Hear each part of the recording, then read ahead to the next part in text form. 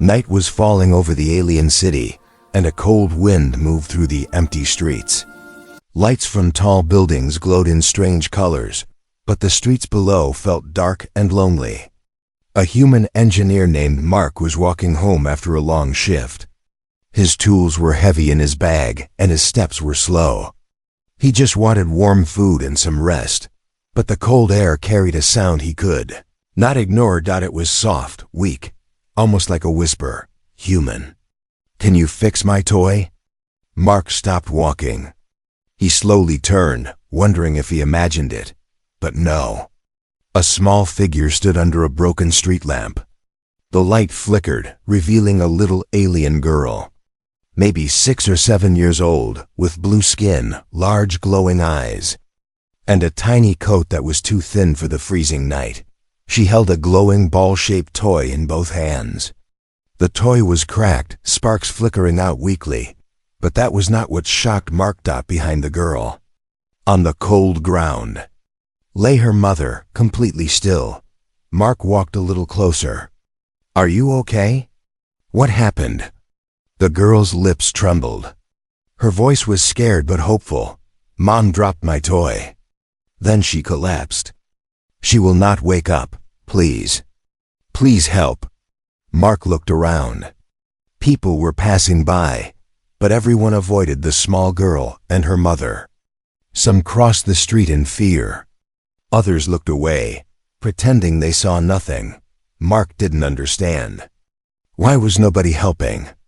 Then he noticed the mother's clothing, special clan markings, symbols of a powerful alien family known for strict traditions and strong dislike for humans. Many were scared to get involved with that clan, but Mark could see the mother's skin turning pale. Her breathing was weak. She needed help now. The girl stepped closer and gently pulled his sleeve. Human.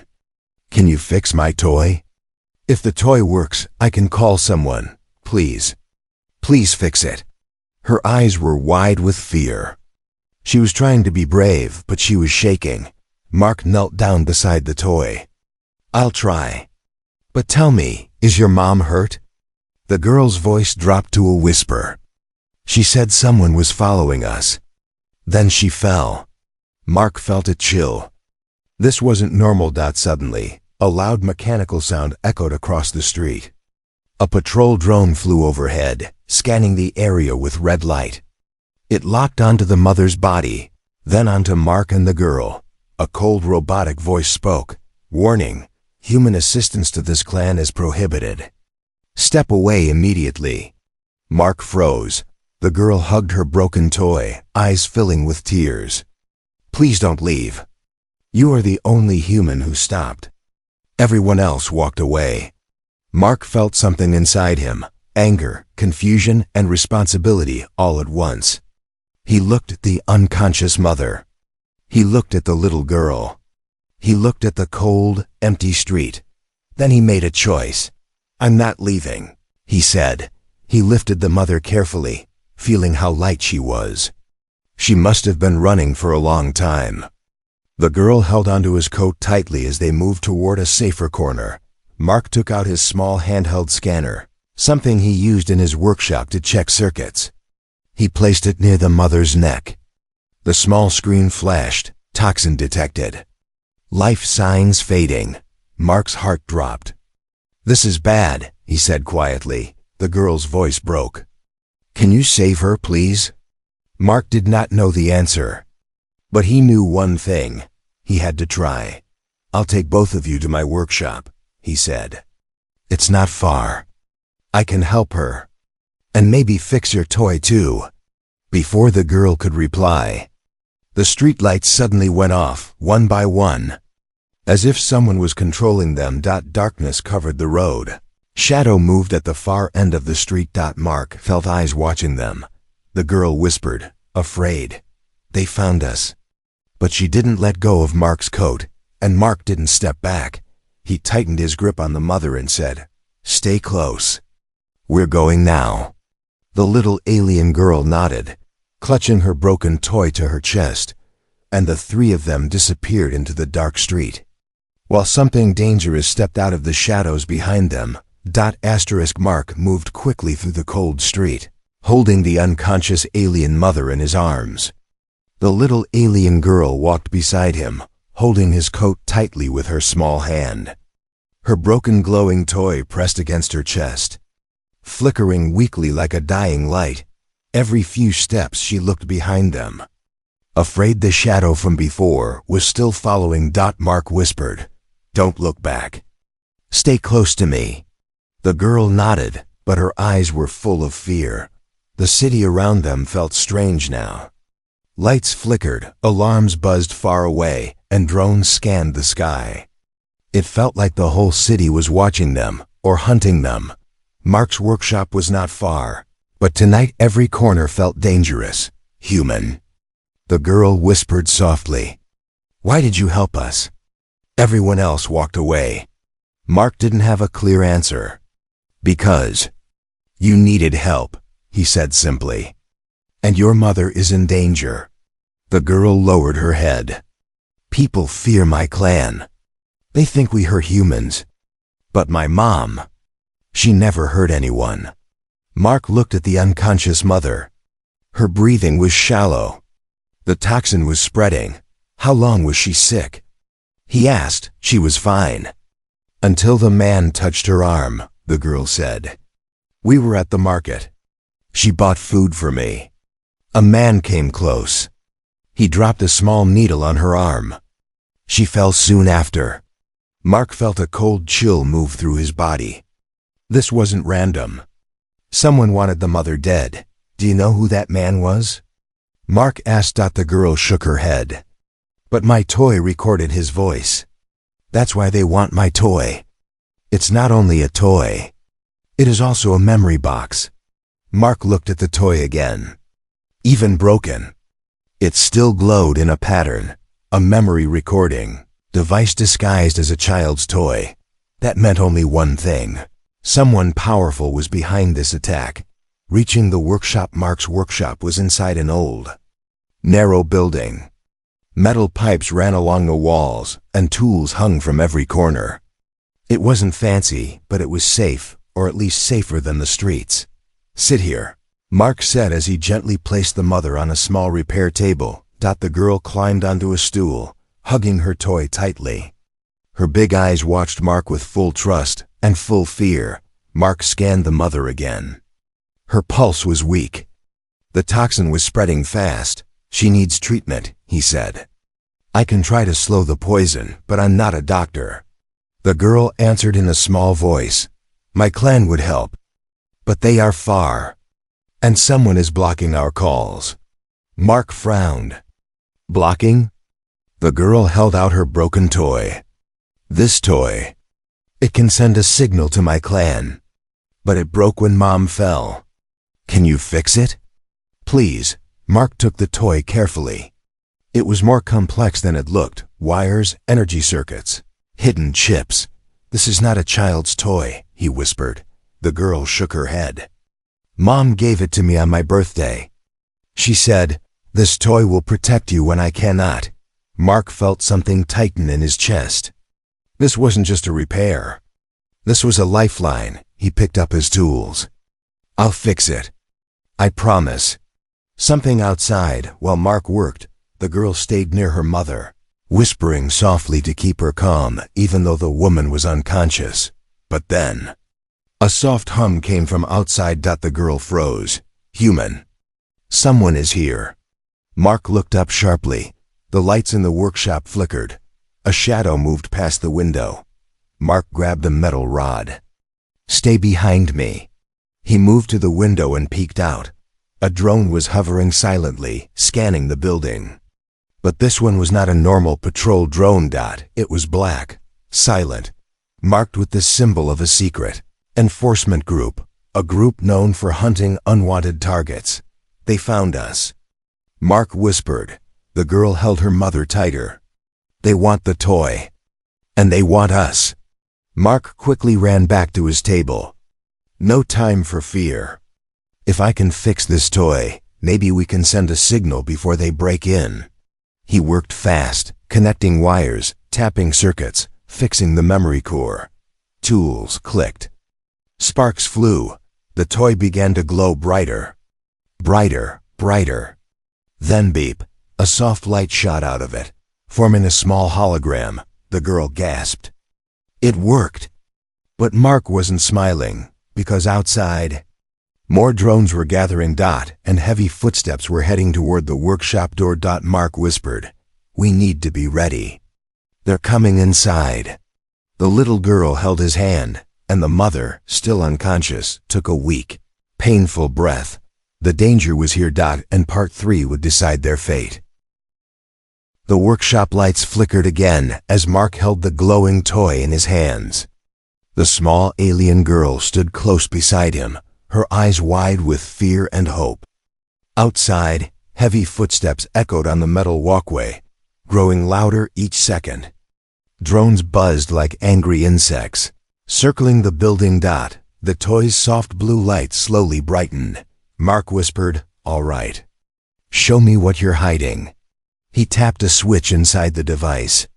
The glowing ball split into 4 petals, opening like a blooming flower. A tiny crystal core floated in the center, turning slowly. It projected a small hologram into the air, a blurry image of a tall alien man wearing a dark cloak. The girl gasped. "That's him. The man who hurt Mom." Mark moved closer. The hologram sharpened. The man's face was serious, cold, and his voice echoed clearly, "Remove the mother. The child holds the evidence. Take the toy. Destroy the witnesses." Mark's heart pounded. Someone powerful wanted this family gone. Someone willing to kill. "He's from your clan?" Mark asked quietly. The girl nodded slowly.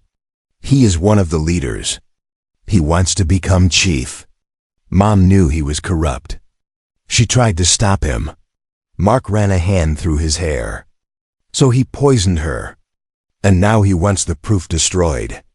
Before he could say anything else, the mother on the table opened her eyes slightly. Her voice was weak and shaky. "Lyra, come close." The little girl, Lyra, ran to her mother and grabbed her hand. "Mom, you're awake." The mother smiled faintly, pain filling her expression. You fixed the toy," she whispered to Mark. "Not fully," Mark replied. "But it's working enough to show what happened." The mother's eyes turned serious, even in her weakened state. "Then you must protect it. They will do anything to keep their secrets hidden." Mark nodded. "I know. But first we need to get you both out of here." Suddenly, boom! The workshop door shook violently. Dust fell from the ceiling. A deep mechanical voice shouted, "Open the door. Surrender the child and the device." Lyra jumped. Mark held her shoulder gently. "Don't worry. We won't let them take you." Another bang hit the door, harder this time.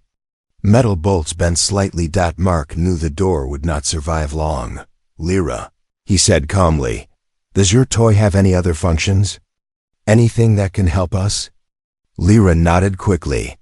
"It has a protection mode, but it only works if Mom says the command." Mark looked at the mother. "Can you do it?" She nodded weakly. "Bring the toy here." Mark placed the glowing sphere in her hands. Her fingers trembled, but she held it firmly. She whispered something in her language, soft words, almost like a lullaby. The toy answered with a rising hum. Light shot through the cracks, sealing them with energy. A small force field formed around the mother and Lyra, protecting them for now. Mark stood outside the glowing barrier. "That won't hold forever," he warned. The mother sighed. "It will hold long enough for you to escape with the evidence." "No," Mark said firmly. "I'm not leaving either of you behind." Before she could argue, the door was hit again. Metal screamed as it bent inward. Mark had seconds. He grabbed a welding torch, turned up the heat, and cut a small opening in the floor, a tunnel he often used to move heavy equipment between buildings. "Lyra, come," he called, but Lyra shook her head. "I won't leave without Mom." Mark nodded. Then I'm taking both of you. He slid the table gently toward the opening. With effort, he lowered the weakened mother into the tunnel first. Lyra climbed down next, holding her mother, and the toy tightly. Mark followed last, pulling the metal cover shut right as crash. The workshop door finally broke. Heavy boots entered the room above. Mark whispered, "Don't make a sound." Voices echoed from above. "Search everything. They must be here. The toy is priority." Mark held his breath. Lyra held her mother tightly. The toy dimmed its glow to avoid detection. The men stomped around. Tools fell. Boxes broke. But they didn't find the tunnel entrance. After a long minute, the footsteps moved away. Mark finally breathed. "We have to go before they check again." He guided them through the narrow underground passage, cold and dark, until they reached an exit behind the workshop. When Mark pushed open the hatch, fresh air rushed in, but so did danger. More drones hovered over the alley. A black armored vehicle waited nearby. Mark whispered, "They knew we'd try to escape." Lyra held his hand tightly. Her voice was small but firm. "Human. Can you still protect us?" Mark looked at her, then at her mother, and then at the glowing toy, the only proof that could save them. "Yes," Mark said. "I will protect you. No matter what." The sound of footsteps approached fast. And the chase truly began. The alley was silent for only 1 second. Just one. Then the sound of boots came rushing toward them from both sides. Mark grabbed Lyra's hand tightly. Her mother leaned weakly against him, barely able to walk on her own. The glowing toy flickered in her grip like a tiny heart, trying to stay alive. Mark whispered, "Stay low. Stay close. Don't talk." He guided them behind a stack of metal crates, hiding them for a moment. Drones hummed above, their red scanning lights slicing through the darkness like knives. Lyra trembled and whispered, "They know we escaped." Mark nodded. "But they don't have us yet." The mother, breathing weakly, whispered, "They won't stop. That leader, he fears exposure. This toy is enough to destroy him." Mark studied the drones above. "Then we just need to stay alive until we can reach someone who will believe us." But even he wasn't sure who that someone was. Surrounded footsteps grew louder in the alley. Voices spoke sharply. "Team A, check the workshop entrance. Team B, sweep the alleys. Team C, bring the scanner." They were professionals, fast, trained and cruel. Mark peeked around the crate. 6 armored soldiers in black gear were spreading out, searching every corner. Their helmets glowed with red sensors. One of them carried a handheld scanner. It beeped sharply. Mark froze. The mother whispered, "That device. It can detect energy signatures." Lyra whispered, "My toy has energy. They will find us." Mark placed his hand over the glowing toy and said softly, "Dim the light, please." As if the toy understood, its glow faded to almost nothing. The scanner's beeping slowed but didn't stop. "We need to move," Mark whispered. He helped the mother up, and together the 3 of them slipped further along the crates, crawling through narrow spaces. But suddenly, beep, beep, beep. The scanner caught their residual energy trail. A soldier shouted, "They are close. Move forward." Drones swarmed the area, lights flashing red. Mark's heart pounded. "Run, now!"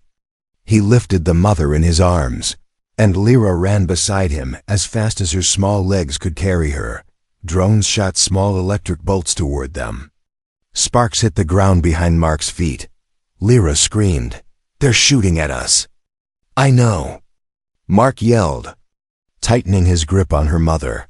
They ducked under a broken gate and rushed into an old storage building, dark, dusty, filled with forgotten crates and metal parts. Mark pushed a large crate against the door as soldiers began pounding on it. Bang! Bam! Crash! They're inside the alley. Secure the perimeter. Another soldier shouted. Mark turned to Lyra. We need to hide your mom. They found a corner behind old metal shelves. Mark set the mother down gently, her breathing shallow, eyes half open. Stay here, he said, but Lyra grabbed his hand. Her voice broke. Don't leave us. Mark knelt. I'm not leaving. I'm blocking the door. The mother whispered, You saved us once already. You don't have to. Mark cut her off. I help because it's right. Not because I have to. But in truth, Mark was scared. These soldiers were not like normal patrols. They were hunting with precision.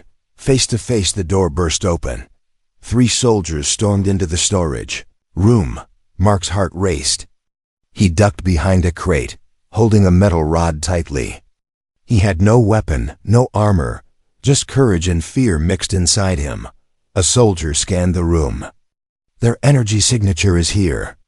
Spread out. Lyra covered her mouth. Her mother held her close, whispering weak comfort. A soldier walked near their hiding spot. He raised his weapon. Mark jumped from behind the crate and swung the metal rod with all his strength. Clang! The rod hit the soldier's helmet. The soldier staggered but didn't fall.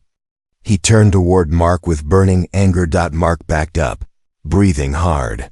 The soldier charged. Mark dodged, grabbed a loose pipe, and kicked the soldier's knee. The soldier dropped to one side. Another soldier fired a stun bolt. Mark rolled behind a shelf as it struck the wall, sending sparks everywhere. Stop running, human, the soldier growled. We only want the girl.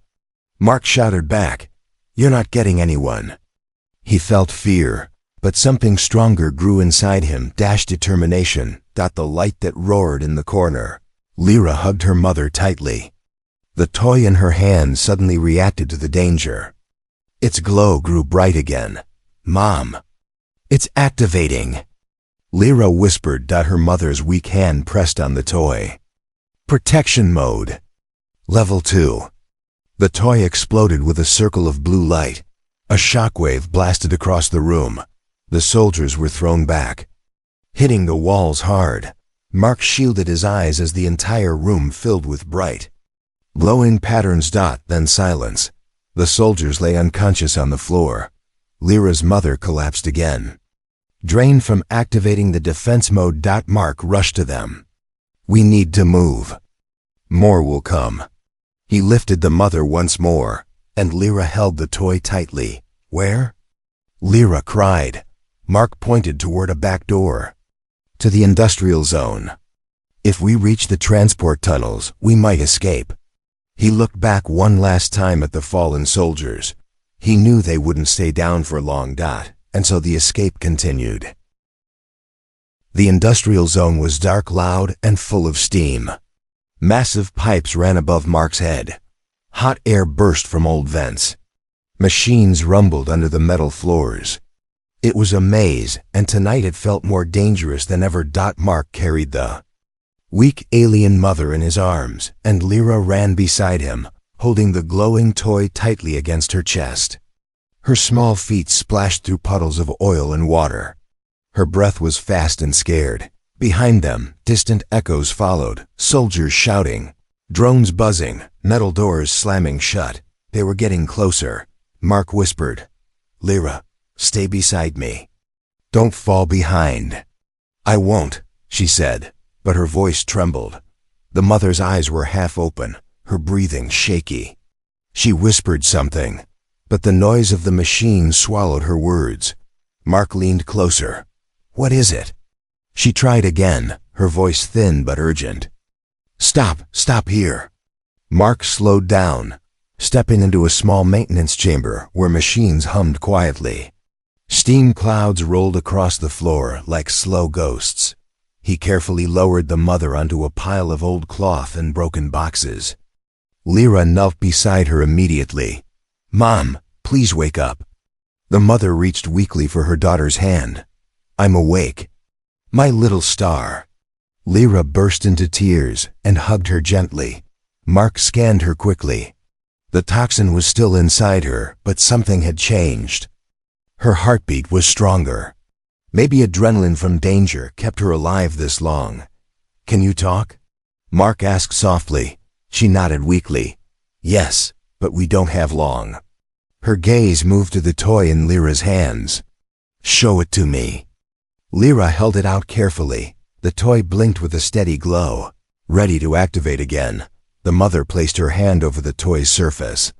Soft blue light spread across her fingers. She whispered, I need to tell you everything, before they find us. Before it's too late. Mark sat beside them, listening carefully. The secret behind the toy. The mother took a deep breath. Gathering strength. My name is Salira, she whispered. I was part of the High Council of my clan. Before they tried to remove me. Mark frowned. Why would your own people turn on you? Salira's eyes were filled with pain. Because I discovered something terrible, something the council wanted to hide. She tapped the toy weakly. A small hologram flickered too. Life, not of the man they saw earlier, but a map of their planet, covered in red dots. These markers, Salira whispered, are illegal factories using human prisoners, humans who were taken from crashed ships, from forgotten colonies, from the outer belt. Mark's jaw tightened. Humans? Enslaved by your clan? Salira nodded painfully. Yes, and it was all done in secret. Only the corrupt members knew. I wanted to expose them, to stop them. The toy projected more images, hidden chambers, chains, cruel machines. Mark felt sick. Why keep this in a toy? Salira weakly smiled. Because no one would suspect a child's toy. I put all the evidence inside. If anything happened to me, Lyra could bring it to the loyal members of our clan. Lyra cried quietly. They tried to take it from me. They tried to take Mom. Salira pulled her close. I'm sorry, my little star, but I had to keep you safe. You and the truth. Mark clenched his fists. Everything made sense now. They attacked you, he said. They poisoned you at the market. Yes, Salira whispered. And now you're in danger because you helped us. Mark looked at Lyra's frightened face. I'm not sorry. Helping you is the right thing. Salira's eyes softened. Humans. True humans have always been kind to us. You remind me of one I met long ago. Before Mark could ask more, a loud metallic clang echoed through the chamber. Lyra gasped. They found us? Mark stood up quickly and peeked through a gap in the wall. His heart dropped. A squad of soldiers was marching into the industrial zone. They had scanners, searchlights, and heavy weapons. Mark whispered urgently. They're close. Maybe 2 or 3 minutes away. Salira looked at Lyra and then at Mark. Her voice was faint but firm. You must go. Both of you, leave me. I will only slow you down. Lyra shook her head violently. No, I'm not leaving you. Mark shook his head too. We're not leaving anyone. Salira tried to rise but fell back, too weak. You can't protect us all, she whispered. Take the toy, take Lyra, and run, Lyra cried harder. Please don't say that. But Mark stared at Salira with determination. You're coming with us. I don't care how. I'll carry you again. Salira looked at him, shocked, grateful, afraid. You don't understand, she whispered. If they catch us, they won't just kill us. They will start a war. Mark tightened his jaw. Then we'll make sure they don't catch us. The new threat before Salira could reply. A deep rumble vibrated the floor. The lights flickered. Steam pipes above them burst open with a loud hiss, filling the chamber with thick fog. A mechanical voice echoed through the tunnels. All exits sealed. Targets trapped. Move in. Lyra's hand tightened around Mark's. Salira's eyes filled with fear. They were trapped. The soldiers were closing in, and the toy's glow pulsed faster, warning them of something worse coming. Asterisk steam filled the entire chamber, thick and white, curling around Mark, Lyra, and Salira like living fog. It burned the air, made breathing hard, and turned everything into a blurry shadow. Pipes groaned above them as alarms echoed across the industrial zone. Lyra coughed softly, covering her mouth. "Human, I can't see anything." Mark held her shoulder. "Stay close, don't let go." Lyra leaned on him weakly, barely conscious. Her skin was losing color again. The toxin inside her was spreading faster now. The way her body trembled scared Mark. They were running out of time. Through the fog, heavy footsteps grew louder. Soldiers, dozens of them. Their helmets glowed red through the steam, like pairs of angry eyes moving closer. A mechanical voice shouted again. "All exits locked. Initiating capture protocol." Mark whispered, "We need another way out. Now." Lyra lifted the glowing toy. Its light flickered, then expanded into a small floating map. Lines, tunnels, and pathways appeared, but most were marked with red warnings. "One path is open," Lyra whispered. "The toy found it, but it goes deep under the factories." Mark looked at Lyra. "Can she handle the tunnels?" Lyra forced her eyes open. I can try for Lyra." Mark didn't hesitate. "Then we go." He lifted Lyra onto his back with a grunt. She tried to protest, but he said firmly, "We're all getting out alive, no arguing." Lyra grabbed Mark's hand and guided him through the fog, following the map's glowing line. Running through the maze, the industrial zone was a giant maze of metal walkways, broken machinery, and old pipes. Steam vents burst randomly, forcing Mark to dodge them. The entire place looked like it could explode at any moment. Lyra stayed ahead, her small legs moving fast despite fear. Each time the toy pulsed, she changed direction. Mark shouted over the noise, "How do you know where to go?" "The toy talks to me," Lyra said. "It shows danger and safety."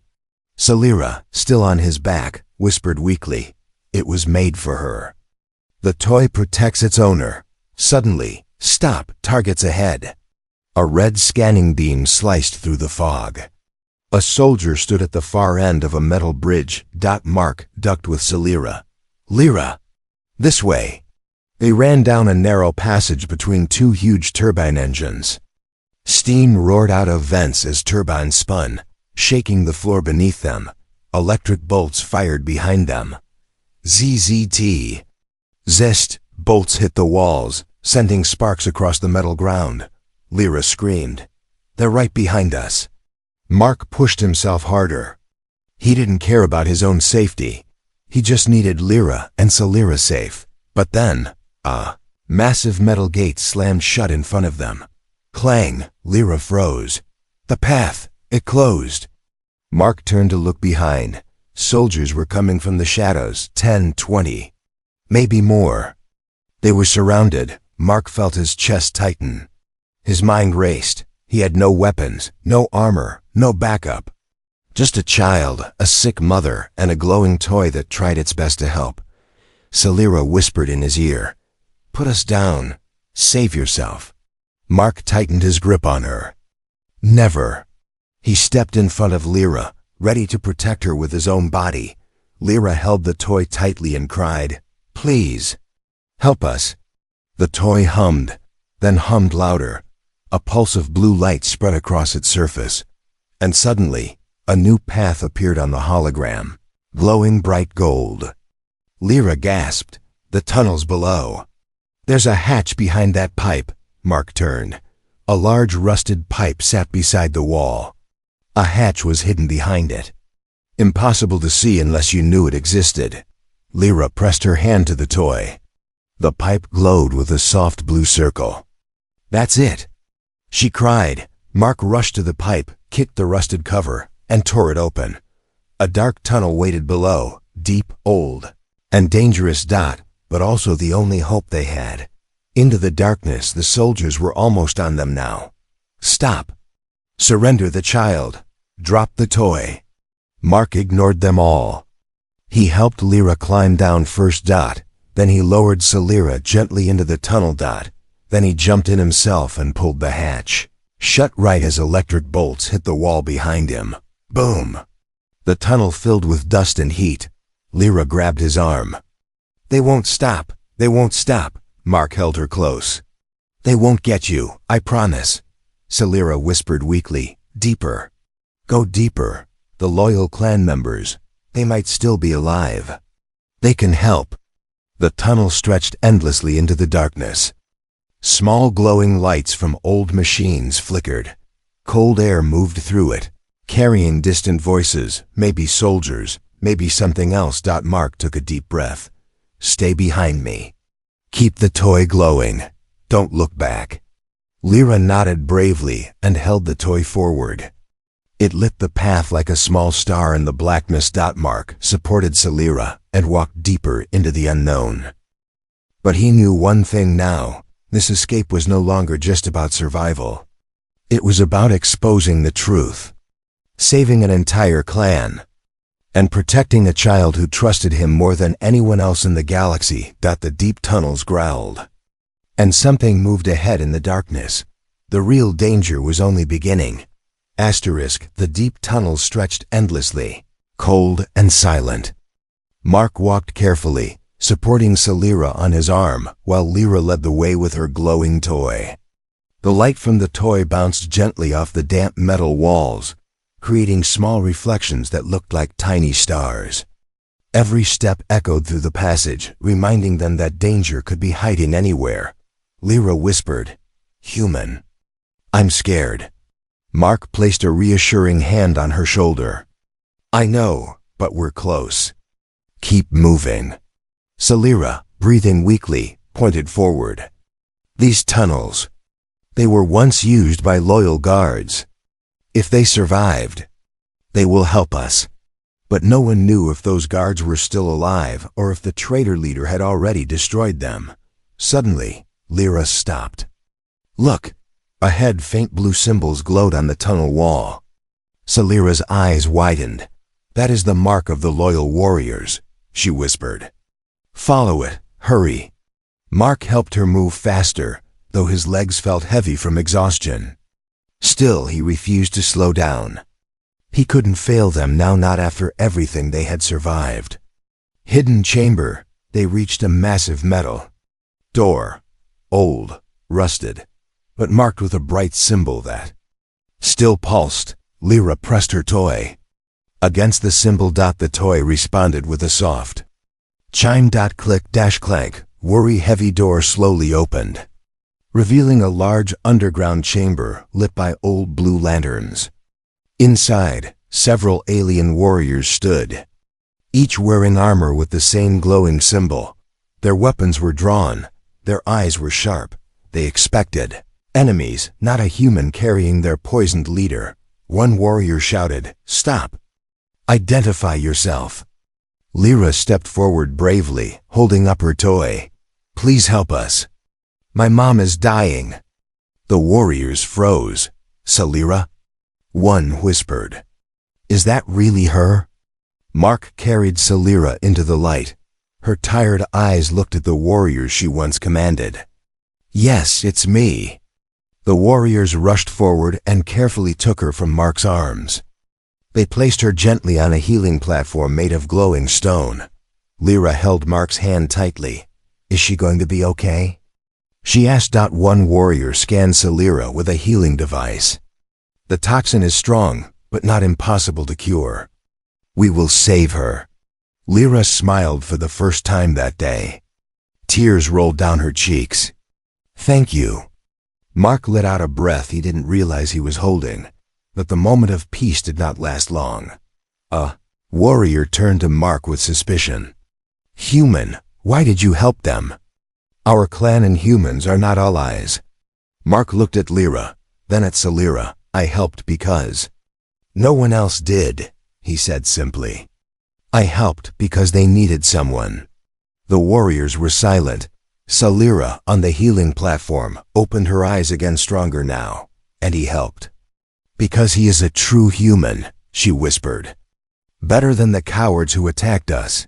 The warriors bowed silently. The proof that changed everything. Lyra stepped forward and placed the glowing toy in front of the warriors.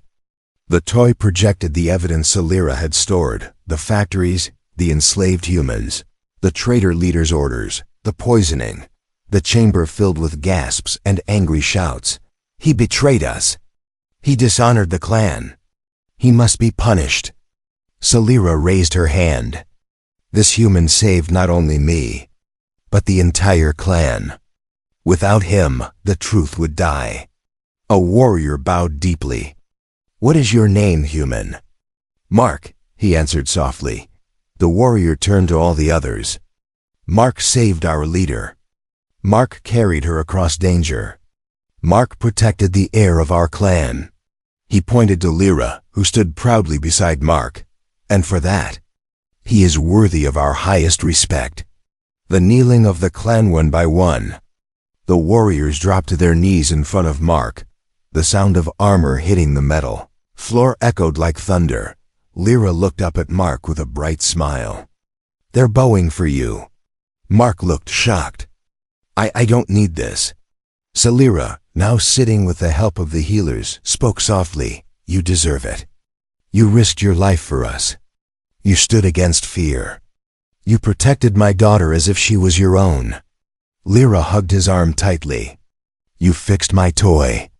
And you fixed our family. Mark felt warmth rise in his chest. Not pride. Not ego. Something deeper. Something like belonging. The warriors rose and approached him. You are now a friend of our clan, the leader said. If you ever need us, we will answer. Mark nodded. Thank you. A new beginning. Salira stood slowly, with Lyra holding her hand. We will expose the traitor, Salira said. And we will free the humans he captured. You helped us start a new war. Not of violence, but of justice. Lyra squeezed Mark's hand. Will you stay with us? Mark smiled gently. If you need me, I'll be here. The toy glowed brightly, no longer weak. No longer broken. It shone like hope. Like a new beginning. And in the deep tunnels of the industrial zone, a human stood among a clan of warriors, not as an enemy, but as their hero,